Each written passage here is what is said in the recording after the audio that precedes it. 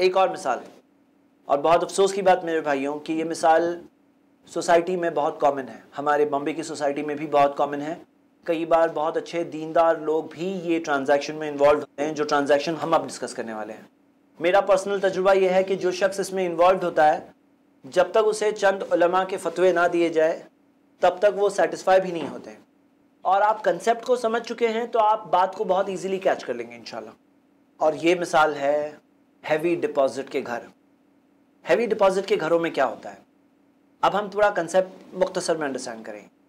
एक शख्स है जिसके पास घर है, कोई प्रॉपर्टी है, घर है, दुकान है, कोई भी प्रॉपर्टी है, उसका नॉर्मल रेंट 10,000 है। अब वो शख्स चाह रहा है कि उसे पैसों की ज़रूरत है, पैसों की ज़रूरत है, तो वो कहता है कि ऐसा करो, मुझे तुम थोड़ा हैवी डिपॉजिट दो। 5 लाख डिपॉजिट दोगे तो ये 10,000 से मैं इस रेंट को 5,000 कर दूंगा। 10 लाख डिपॉजिट दोगे तो मैं 10,000 से 0 कर दूंगा, सिर्फ मेंटेनेंस का बिल देना, या हो सकता है वो भी नहीं। अब ये जो डिपॉजिट बढ़ रहा है तो रेंट कम हो रहा है, डिपॉजिट बढ़ रहा है, रेंट कम हो रहा है। ये ट्रांजैक्शन को हम एनालाइज करेंगे। अब इसमें आप गौर करिए, जो भाड़ा कम हुआ वो भाड़ा किस वजह से कम हुआ। अगर मान लीजिए कि भाड़ा इसलिए कम हुआ कि अरे हमारी पुरानी पहचान निकल आई, और पुरानी पहचान की वजह से 10,000 की जगह उसने कहा 5,000 लूंगा आपसे, तो जायज़ है कि ना जायज़ है? पहचान की वजह से कम हो गया, जायज़ है। पहचान की वजह से भाड़ा कम नहीं हुआ, यहां पे कम नेगोशिएशन की वजह से हुआ कि 10,000 बहुत ज़्यादा है, मार्केट में तो इतना चल रहा है, मैं 8,000 दूंगा। बोले नहीं नहीं 9,000 दो। नेगोशिएशन की वजह से कम हुआ, जायज़ है। ये कम हो रहा है तो एक वजह से हो रहा है, वो ये वजह है डिपॉजिट, जिसे कहा जाता है पैसा।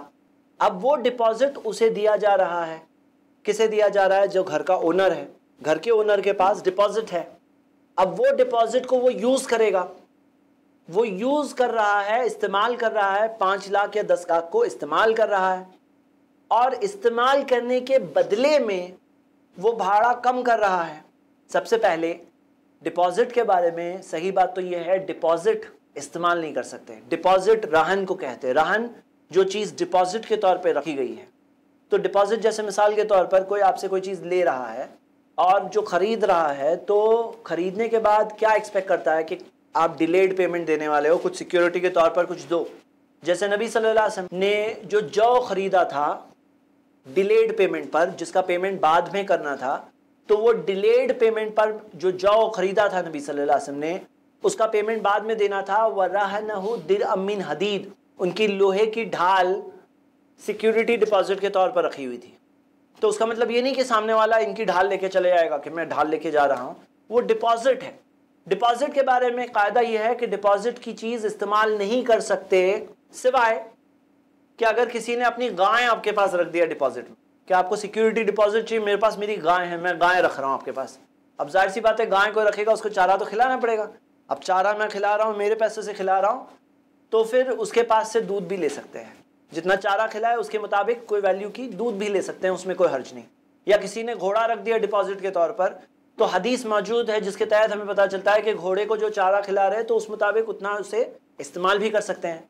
लेकिन अदरवाइज जो डिपॉजिट के तौर पर जो चीज़ रखी हुई उसे यूज़ नहीं कर सकते हैं।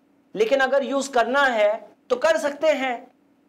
अगर सामने वाले ने कहा ठीक है मैं कह रहा हूँ यूज़ करो, कोई प्रॉब्लम नहीं है। नॉर्मली जब लोग डिपॉजिट के तौर पर जो रखते हैं, अंडरस्टूड बात होती है कि 5 लाख ये ऐसे ही रखने नहीं वाला है, ये 5 लाख 10 लाख को इस्तेमाल करने वाला है। जब वो इस्तेमाल करता है तो शरई हिसाब से वो डिपॉजिट नहीं रहा, वो कर्ज हो गया, लोन। कि कर्ज जो है वो आपने मुझे कर्ज दिया तो मैं यूज कर सकता हूं। मिसाल के तौर पर किसी की अमानत आपके पास घर पे है, जैसे मिसाल के तौर पे किसी ने कहा मेरी जरा लैपटॉप संभालो भाई, ये लैपटॉप आपके पास रखो, तो जो अमानत होती है उसे यूज नहीं कर सकते।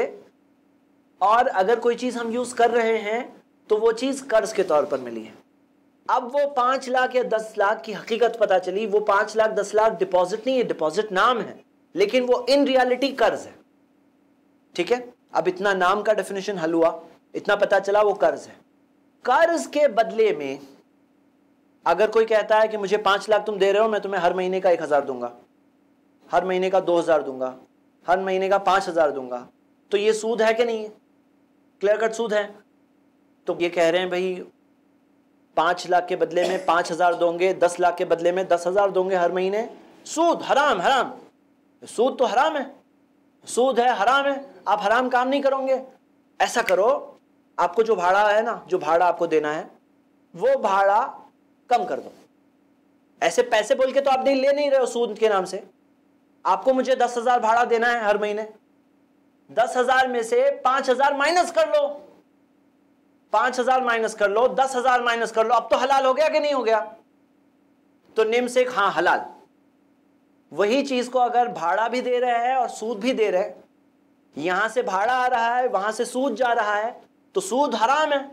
लेकिन वही चीज को थोड़ा नाम बदल दो ताकि आदमी निकल जाए। हराम चीज को थोड़ा हलाल का कवर चढ़ा दो, रीपैकेज करके दो उसको, तो रीपैकेज करके देंगे तो वो निकल जाएगा उसे। तो यहां क्या हो रहा था कि अगर 5 लाख का कर्ज दिया इन्होंने, मिस्टर बी ने मिस्टर ए को 5 लाख का कर्ज दिया, मिस्टर बी ने ए को 5 लाख का कर्ज दिया, ये हर महीने का 5,000 का रेंट दे रहे हैं। 5 लाख के कर्ज पर 5,000 का सूद दे रहे हैं, हाँ इंटरेस्ट दे रहे हैं।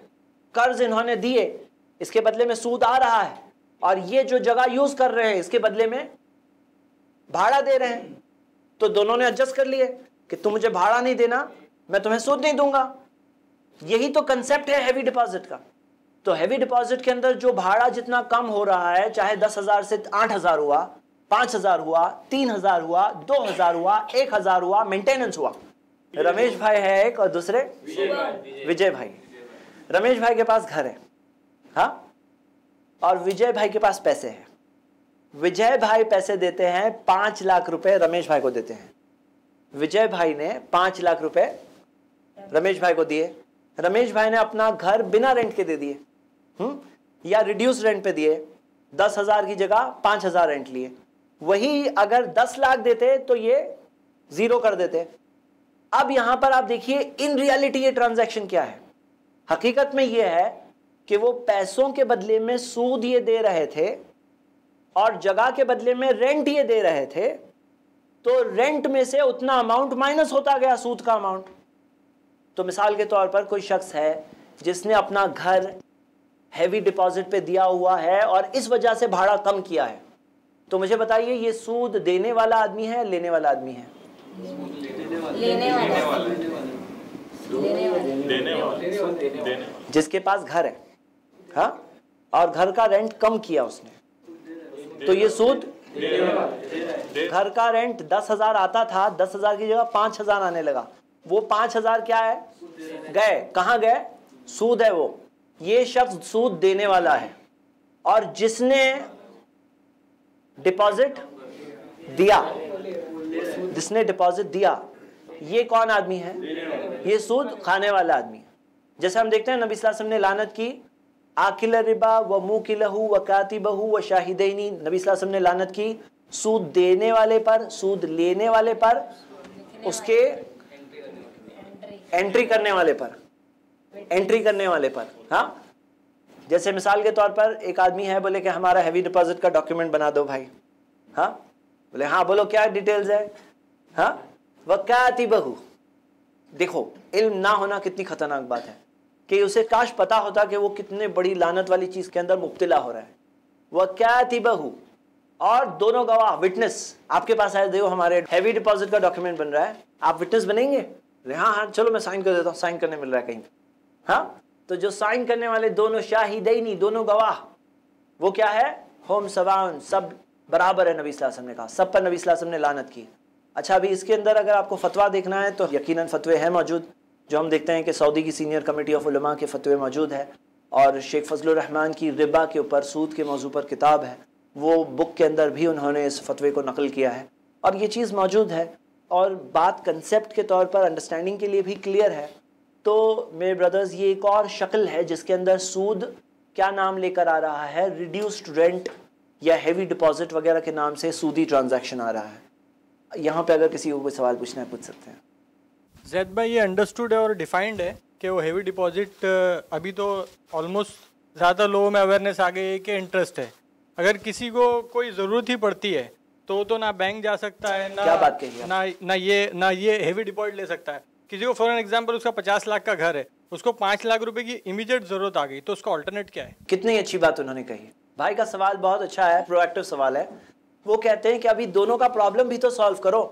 किसी के पास घर है लेकिन उसे पैसों की ज़रूरत पड़ी, और किसी के पास पैसे है लेकिन वो रेंट का खर्चा इतना ज़्यादा हर महीने देना उसको भारी पड़ रहा है। तो दोनों के लिए कुछ सोल्यूशन बताइए। चलिए हम लोग दोनों की बात करेंगे।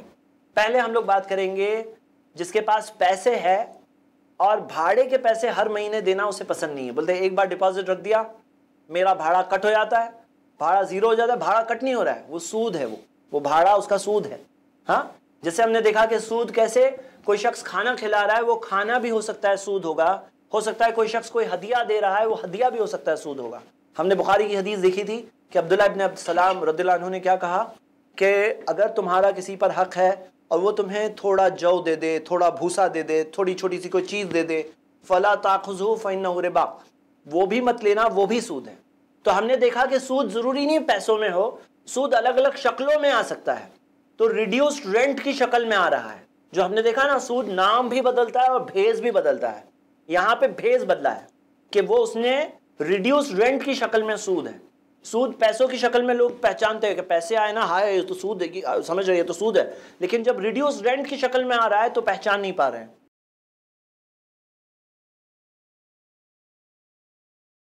अब यहां सवाल यह है कि किसी के पास पैसे है और उसे हर महीने का भाड़ा नहीं देना है। चलिए कुछ सोल्यूशन बताइए, आप लोग बताइए क्या करेंगे। वही डिपॉजिट में उसका जो भाड़ा रहेगा उसको कट करते जाए, उसकी भी हेल्प हो जाएगी, उसको घर भी मिल जाएगा। इन्होंने एक बात कही है, बहुत अच्छी बात है अगर सोचेंगे तो। इन्होंने कहा कि वो जो डिपॉजिट है, तुम्हारे पास 5 लाख रुपए है, वो डिपॉजिट के अंदर उसका भाड़ा कट होता जाए। लेकिन वो कह रहा है कि मेरा डिपॉजिट जो है वो कम हो रहा है। मेरा जो डिपॉजिट है वो क्या हो रहा है, 5 लाख की जगह 4,95,000 हो गया, फिर 4,90,000 हो गया। 5 साल बाद मैं निकलूंगा, 5 साल का भाड़ा कट हो जाएगा, वो 5 लाख की मेरी रकम है वो कट हो जाएगी ना उसकी रकम। तो इसका क्या सोल्यूशन है। वो कह रहा है मैं चाह रहा हूं मेरी रकम कट भी ना हो और भाड़ा भी मेरे ऊपर ना आए। ये क्या करेंगे। आपने जो बताया ये एक सोल्यूशन है, बल्कि मैं आपको बताऊं ये सोल्यूशन को हम और बढ़ा सकते हैं। कैसे कि मिसाल के तौर पर एक शख्स कह रहा है कि 10,000 भाड़ा है, तो आप उससे नेगोशिएट करिए। बोले 10,000 है, साल भर का मैं एक साथ में दूं तो कितना लोगे। साल भर का एक साथ में दूं तो बोले साल भर के एक साथ में मैं नहीं करूंगा। बोले एक काम करो 2 साल का दूंगा, 5 साल का मैं एक साथ में भाड़ा देता हूं, 5 साल का एक साथ में करता हूं, तो कितना करोगे। बोले 5 साल का एक साथ में दोगे तो 7,000 कर दूं, 8,000, नेगोशिएट करिए। अब इसमें 2 एडवांटेजेस हैं। पहला एडवांटेज ये है कि वो भाड़ा जो है वो 10,000 की जगह 7-8 कुछ तो पे ला सकते हैं हम लोग। उसको पैसों की जरूरत है भाई, उसे पैसों की जरूरत है, इसीलिए वो बात कर रहा है ना। तो हम उसे ऑफर दे रहे हैं कि तुम 10,000 की जगह 7 लो, 8 लो, 5 साल का एडवांस रेंट ले लो। लेकिन इसमें 2 एडवांटेजेस है। पहला एडवांटेज क्या है कि 10 की जगह 7 हो गया। दूसरा एडवांटेज क्या है, नहीं हमारे लिए एडवांटेज क्या है, 5 साल तक घर मिल जाएगा। 5 साल तक एक घर मिलेगा, एड्रेस बार बार बदलेगा नहीं। और क्या फायदा है, 3,000 सेव हो गया, सूद से बच रहा है, ये भी तो बेनिफिट है। 1 साल का 36,000 सेव हो गया, 1 साल का 36,000 सेव हो गया। और क्या बेनिफिट है, उसका डिपॉजिट बच गया। और क्या बेनिफिट है, एवरी ईयर जो इंक्रीमेंट होता है वेरी गुड।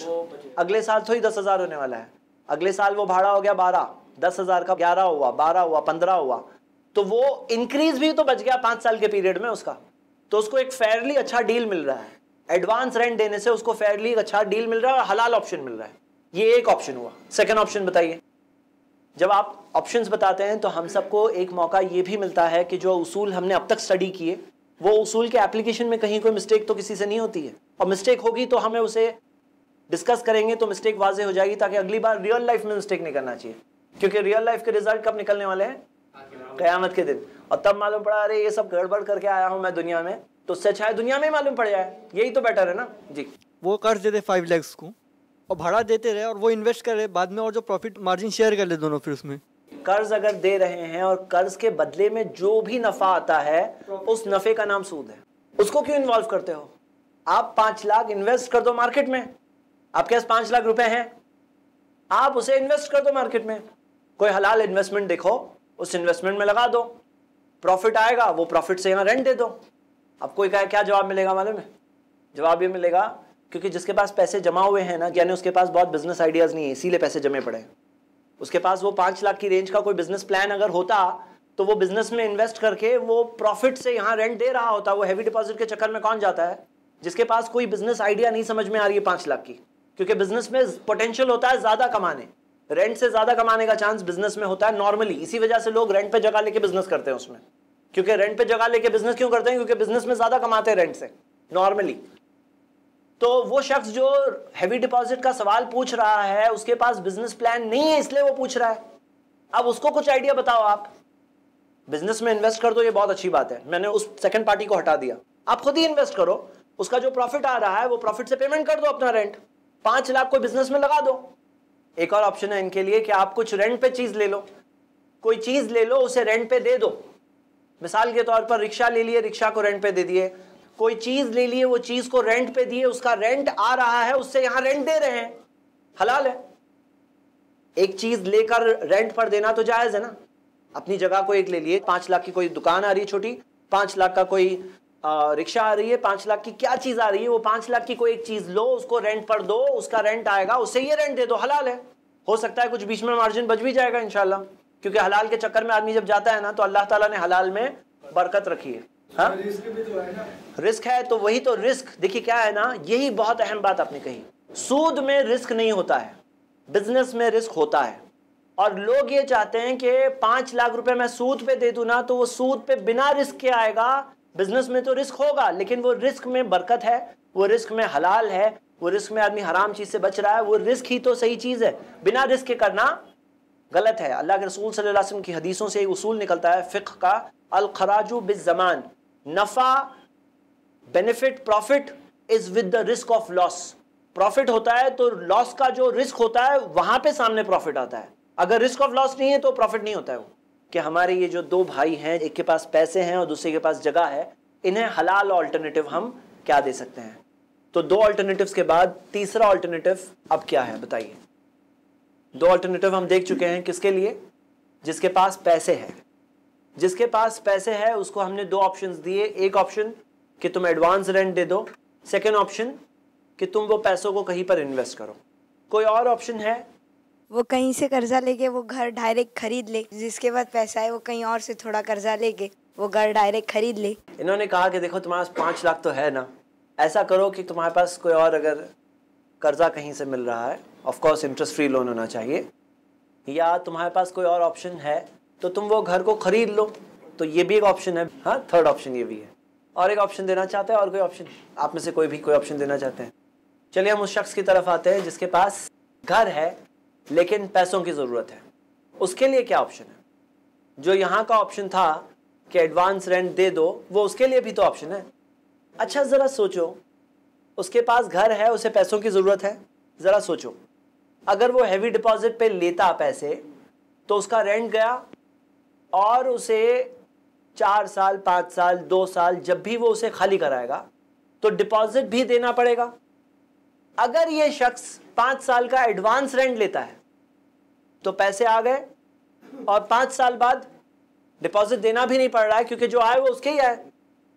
तो इसके पास तो डबल बेनिफिट है ना, हलाल में खैर भी है और बरकत भी है।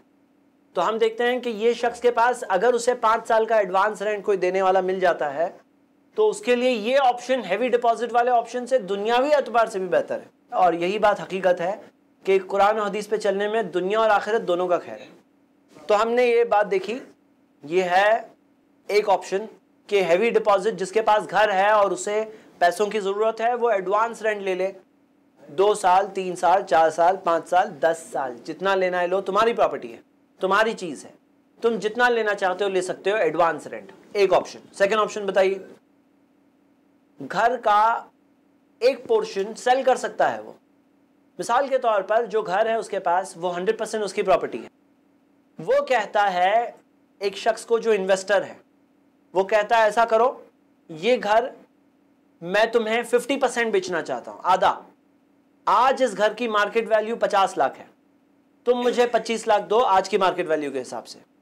कल जाकर जब इसकी मार्केट वैल्यू हो सकता है 60 लाख हो जाएगी और मैं जब खरीदना चाहूंगा तो एक कायदा है शरीयत में जिसका नाम है शुफा का कायदा, कि जिसके अंदर वो जब बेचेगा तो उसे अपने पार्टनर को फर्स्ट प्रेफरेंस देना चाहिए, अदर पर्सन को देने की जगह अपने पार्टनर को फर्स्ट प्रेफरेंस देनी होगी। तो ये कायदा है शरीयत में, इस्लामिक शरिया में कायदा है कि अगर मान लो कि एक चीज़ के अगर 2 को ओनर्स है, तो अगर उनमें से एक को ओनर बेचना चाहता है तो उसे अपने को ओनर को, यानी अपने दूसरे जो शरीक है, जो पार्टनर है, उसे फर्स्ट प्रेफरेंस देना चाहिए कि फर्स्ट प्रेफरेंस तुम्हें होगी, फिर ही मैं बाहर मार्केट में प्रेफरेंस दूंगा। तो वो कहता है कि बाद में जो मार्केट में वैल्यू होगी वो मार्केट वैल्यू के हिसाब से मैं खरीद सकता हूँ। तो तभी 60 लाख हो गई तो उसे 30 लाख देना पड़ेगा, अगर 40 लाख हो गई तो 20 लाख देना पड़ेगा। मतलब ये टर्म्स पर वो इन्वेस्ट कर सकता है, लेकिन ये बांध नहीं सकता है उसे कि तुम्हें बेचना ही पड़ेगा। जब वो बेचना चाहेगा तब बेचेगा, लेकिन इसके पास ये पॉसिबिलिटी है कि वो 50% का ओनर कोई क्रिएट करे और फिर वो भाड़े पे भी दे सकता है, भाड़ा दोनों में बटेगा, भाड़ा दोनों में बटेगा। ये एक और सेकंड ऑप्शन है। देखिए यहाँ क्या मामला है ना, आप ये बात याद रखिए कि हलाल में हमारे पास लिमिट ही नहीं है ऑप्शंस की। आप कितना सोच सकते हो, कितना गुलामी से आज़ाद होकर बाहर की दुनिया में हम हलाल ऑप्शंस में क्या क्या सोच सकते हैं, बहुत कुछ है, लिमिट ही नहीं है। हराम में लिमिट है कि हराम की लिमिटेड ऑप्शंस होते हैं, हलाल के अनलिमिटेड ऑप्शंस होते हैं। तो ये बात को ध्यान में रखकर आदमी अगर ये सोचे कि ऑप्शंस है तो उसे ऑप्शन समझ में आएंगे। जैसे हम लोग सब यहाँ बैठकर सब बात कर रहे हैं, अल्हम्दुलिल्लाह कितने ऑप्शंस निकल रहे हैं, लेकिन क्या होता है कि आदमी जब सिचुएशन में आता है तो हराम की प्रोग्रामिंग ऐसी होती है ना कि उसे प्रोग्राम किया जाता है कि तुम हराम के सिवा कुछ कर ही नहीं सकते, तुम्हारे पास हराम के सिवा कोई ऑप्शन ही नहीं है।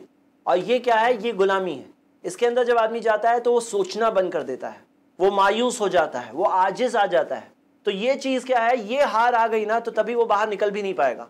वो बाहर निकलेगा तब जब वो पहचानेगा कि बाहर निकलने का मेरे पास चांस है, अल्लाह ने दिया है चांस। तो हम जो कुरान और हदीस से हम उसूल देख रहे हैं वो तो एक सीख है, लेकिन वो उसूलों को अप्लाई करने के लिए ओपन अप होना कि दुनिया में है अल्हम्दुलिल्लाह हलाल के बहुत अल्टरनेटिव्स है, और आदमी अल्लाह से उम्मीद ना हारे, अल्लाह सुब्हानहू तआला से उम्मीद रखेगा, उसको अल्लाह ताला रास्ता निकालेगा, बताएगा। कुरान की आयत है ना, सूरह 29 आयत नंबर 69, वल्लदीना जाहदू फीना लनहदियन्नहुम सुबुलना, जो मेरे रास्ते में जद्दोजहद करते हैं मैं उन्हें अपने रास्ते की हिदायत देता हूँ। तो हिदायत का वादा कब है, जब जद्दोजहद करेंगे। तो अगर आदमी बैठे बैठे बोलता है कोई रास्ता ही नहीं समझ में आ रहा है, तुमने कुछ किए, तुम कुछ करो, जद्दोजहद करो, अल्लाह ने कहा तुम जद्दोजहद करोगे मैं तुम्हारे लिए रास्ते निकालूंगा, तुम्हें रास्ते की हिदायत दूंगा। तो ये अहम बात है हम सब के लिए।